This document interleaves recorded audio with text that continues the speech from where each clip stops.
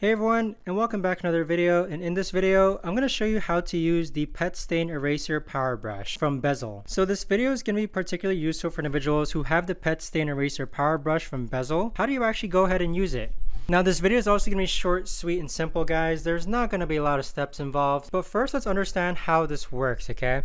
So first, you have the charging port right over here. And then in order to actually turn this on, you simply press the power button. Now, as you can see, it's at full charge. And what we have going on is that there's two other buttons you need to be familiar with. Second button is the spray button. So over here is where you actually insert your spray chemical. So this is where you can put your pet detergent or your carpet detergent. And they have their own formula, which is included with it.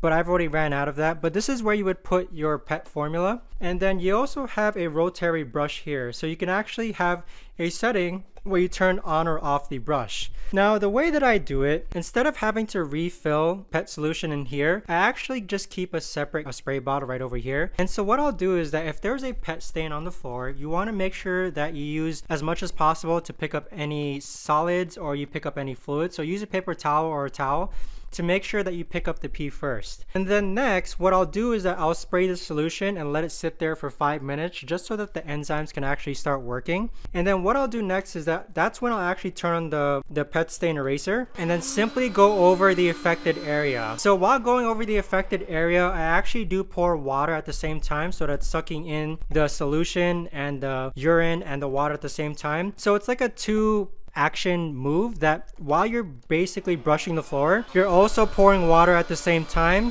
so that you can kind of rinse the carpet. But that is essentially how to go ahead and use the Bissell Pet Stain Eraser Power Brush. But one thing also is that this bottom trash does detach and you simply just also need to wash that. But if you guys know of a better or easier way to actually use this, let me know in the comments down below. I would love to know. Thanks so much for watching, everyone, and I'll see you guys all in the next video.